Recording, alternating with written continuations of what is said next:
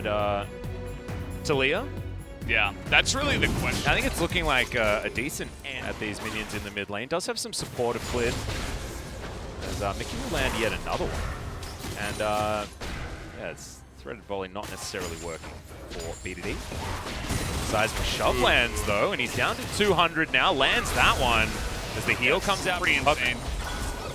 In goes Kuma, they're flashing forward. They do get the arrow out from Ruler, who's now just trying to kite this Rek'Sai. Void Rush comes in as Life brings him over to the turret, as now the teleports are going to come forward. Frost Shot working out. Kuma's going to go for first blood as now the Death Realm comes in. They should be able to trade as Rascal. There's the call of the Forge God. He will be able to get a couple of knockups, but he's still in that Death Realm. I think they have the ability, but maybe it's the pick power that we were, well, that's going to go wide. Here we go again. Yep, the wall is going to block them off, and remember, as we mentioned, there is no flashes. Seismic Shove is going to say goodbye to the Lid does stay alive. Ruler going 1v1 against Hybrid, who throws down the ulti, but that's going to be his target, who is going to find an arrow onto Secret here. Hybrid's going to move on up, though, as another Weaver's Wall comes down. Teleport immediately from Rascal. Oh boy. And Secret should be taken down. Hybrid is in the alcove, exactly not where he wants to be, and Rascal bought exactly the right amount of time. Death Realm comes in though, Life should be falling, but it looks like Ixu is going to find himself in amongst 4 people, and seismically shoved back into Gen.G's waiting arms. Mickey and Kumar, a really nice seismic shove as another wall to come down here, as Clid is very, very low, and is just going to be taken down by the Syndra and the turret. BDD now sitting at about 400 health, but the Void Rush is going to be baited. Another flick into a kill. And yeah, you might be able to get a It was like, oh, that's why we never see Talia jungle anymore. And then I was like, okay, you know, I love Talia. I used to play her a lot, One trick her, you know, she's very fun. Oh, Rascal looking to try and get them out of the fight here as Ixu does put down the Death Realm, but this is the wrong kind of Death Realm. This is the one that you put yourself in, and it's going to be the end of you. BDD's going to finish him off there. And with the lead that they have, well, they actually might start That's a fight here. Big flash forward there from Ixu, who finds the Death's Grasp as well as Ruler back against the wall, trying to just knock down Ixu. As soon as he gets out, though, he does make his way with the flash to safety. And now going to move back in as Hybrid's getting a lot of damage here with Severum Crescendum. Don't really want to get in range, and Gen.G don't have to with the composition that they have. Now they're just going to continue corralling. Ruler now with a minion wave to heal up on. Immediate cleanse with the seismic shove. Not going to be able to get out of that one as BDD have to try and chase him down, but very fast is Hybrid. And Mickey now going to get booped back and destroyed. Disable it, so maybe that's a Death Realm thing. Oh, wow. Maybe a visual bug as, okay, Ixu. Okay, don't think Hybrid's going to be surviving this one. Doesn't have a lot of summoner spells remaining, so he's going to be taken down. The Rek'Sai as well, as a bit of an afterthought, is going to be destroyed as BDD hunting after Secret. Finds yet another seismic shove. The accuracy of this man on that ability is insane. 1,000 gold lead. As Rascal looking for Ixu. And the Mordekaiser not even able to take down the Ornn here as it's just... But the Winter's Bite does. I don't think Mickey has much of a right to move up towards this turret, but still, Gen.G, they're going to find him. They are going to take him down without any hesitation whatsoever. That 6 mode is so funny, actually. With the double thumbs up, you just like spam it in the face of your enemies as you're pushing in. They're going to go ahead and end the game. Yeah, it looks like Solid One Prince. Not too many options here as Rascal, with his home guard, is going to find the knock-up onto Hybrid, and he's taken down. The layering of CC's fantastic. Life is going to fall, as Ixu does put Clid into the Death Realm this time.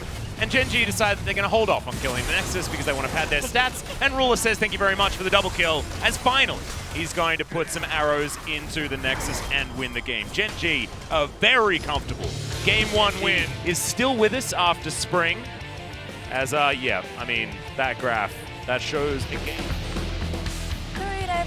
Welcome back to the Saturday Night's LCK 2020 Summer Split Analyst Desk. Today we'll be joined by Victory and Pun for today's analysis. Today it was a match between two teams with a different momentum, Seoreon versus Gen.G. First, let's talk about the draft. We saw Talia from BDD after a while. Talia was one of the meta picks when Pawn was a pro player, but in the crit meta, Talia is not a good champion and it got a lot of nerfs. But this time around, Gen.G picked Talia. And also, they tried to counter SP's comp with Ashe in the bottom lane. One of the Gen.G's strengths is they have a huge lane power, so they give a lot of pressure, not even giving them a space to open fights. In addition to that, Gen.G, as they mentioned in the previous interviews, they always go for a fight. They are the ones engaging and opening fights, so Gen.G had a really high pressure up against Seoreon Prince.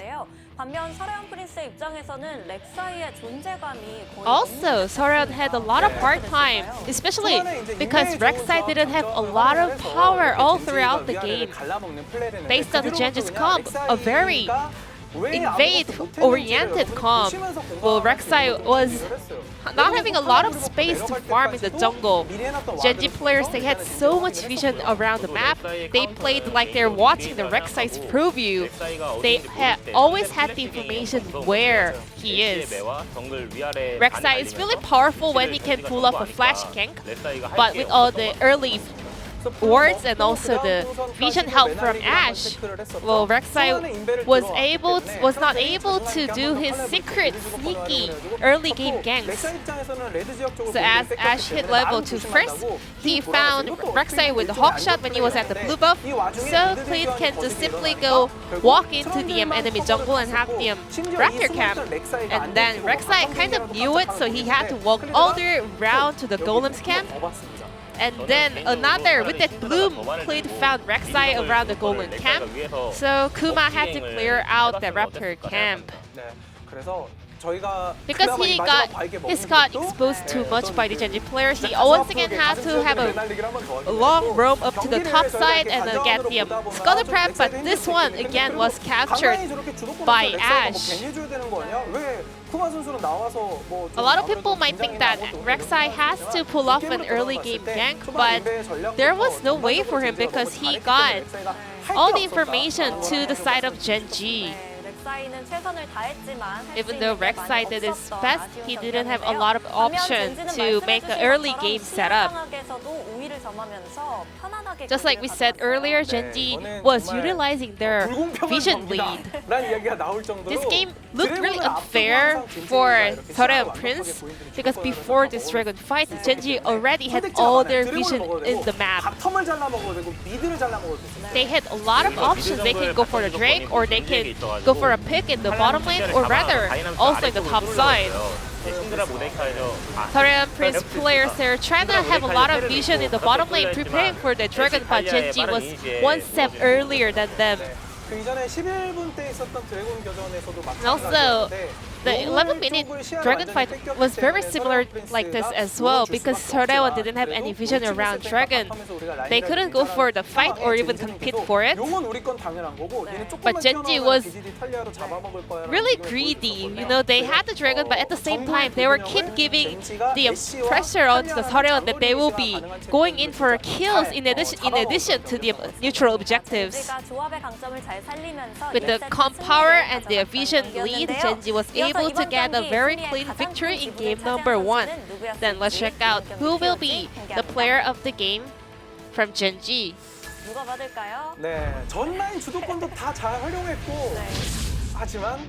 It's gonna be BDD and Talia. Talia used to be one of his signature picks, so he showed a great proficiency in this pick. His performance on the mid lane was flawless all throughout the game, and even he had some risky moments in the laning phase, but he was just sidestepping away from any critical skills. Here as well, he almost got so low. It was like a natural result for him to bite the dust, but he was just sidestepping away from all the potential risky skill shots from Rek'Sai and even got a turnaround kill on him.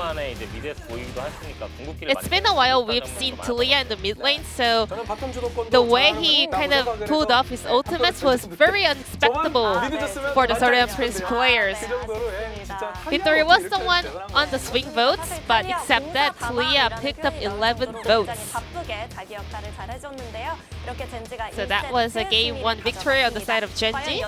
It's time to move on to game number 2 to find out whether Gen.G can have their winning streak or whether Sorean Prince can fight back.